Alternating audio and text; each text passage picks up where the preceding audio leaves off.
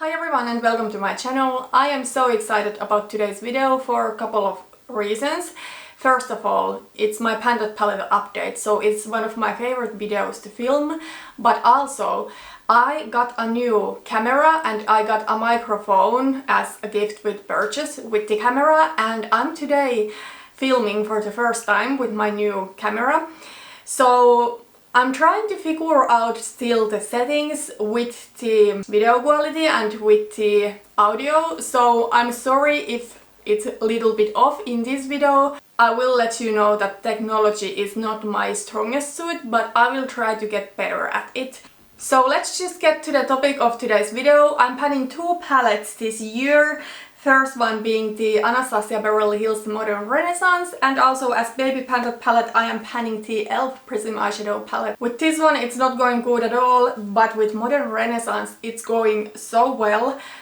I cannot believe how good progress I have been able to make during just 4 months of panning this palette this year, or 4.5 I would say, because I started this palette halfway December last year, but I'm so surprised about the progress. Let me show you where I was with this palette last month and where I am currently. And this is what the palette is looking like right now. So as you can see, there's a lot of changes compared to last month. Last month I didn't think that I could finish any eyeshadows, but I was able to finish 2 eyeshadows. But if you asked me last month, I didn't think it would be possible to finish those because it looked like there's a lot of eyeshadow left, but I just guessed there wasn't that much. The first eyeshadow that I was able to finish was Warm Top.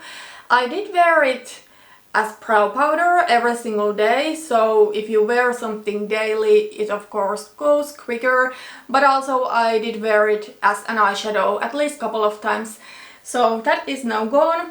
Also Primavera is now gone, and I am really happy I was able to finish this because there's those gross bumps on the bottom of the pan in my palette in Primavera and in Vermeer, so that's why I really wanted to use those eyeshadows up quickly. Vermeer is not completely gone yet, but there's some good progress with it, and with Buon Fresco there's also good progress. Same goes to Love Letter. And then I was also able to hit one new pan during the last month, so I hit pan on Venetian Red. Today I am wearing this pink smoky eye. I am wearing Love Letter, and on top of it I'm wearing Venetian Red, and then I blended out the look with Buon Fresco, and then I'm wearing Vermeer in the inner corner. I am so surprised about the progress I have been able to make during this project, and I think at this point it is safe to say that my goal will be to finish up this palette.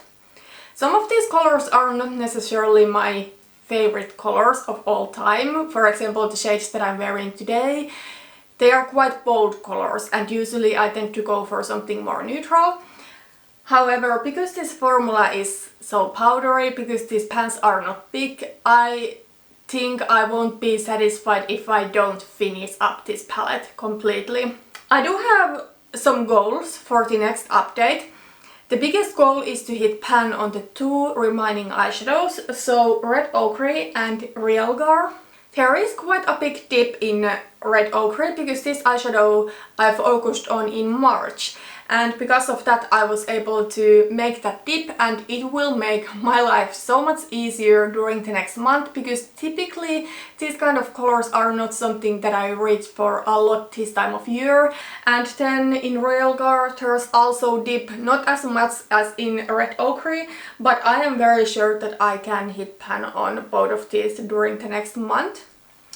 So that's my goal. Another goal that I'm going to set is to finish Vermeer and Buon Fresco, because there's really not much eyeshadow left in these shades. So that is where I am with the Modern Renaissance. I am really pleased about my progress. However, with the e.l.f. palette it's not going so great. I am so sick of this palette at this point that unfortunately I am going to get rid of the palette. So last month I shared with you that the plastic where these eyeshadows are pressed into just popped out and some of the eyeshadows came out too. One of them being the white eyeshadow and that one cracked, but I just put it back to the pan. But now the eyeshadow just shattered completely and I did not bother repressing it, so the white is no longer there. And the other eyeshadows, I don't think I used them. Maybe I used this fifth eyeshadow a couple of times during the past month in the outer part of my eyes, but I am just not inspired to use this palette. I'm so annoyed by the packaging because it's broken and this is not something I could depot. The reason I started to pan this palette with Modern Renaissance was that in Modern Renaissance there's not that much shimmers, and as you saw, I'm almost out of the shimmers already. So I thought that this would be a perfect palette to pan with Modern Renaissance because I could use these shimmers on my lid. However, these shades, like these colors, don't quite go with Modern Renaissance as well as I hoped, because Modern Renaissance is really warm. If you look at the brown and orangey shades, they are really warm, and these are just not as warm, so I don't think they look as nice and effortless together as I would like them to look, and I don't like this formula that much.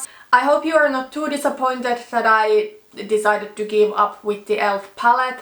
I'm not somebody who really hates pans. For me, if a product is something that I dislike, it's not worth of my time, because then it's taking time from something else that I truly do enjoy, and I do have a lot of makeup that I really love and a lot of eyeshadows in the same colors that I do like more. But yeah, that was everything for today. Thank you for watching this video and see you in my next one. Bye bye.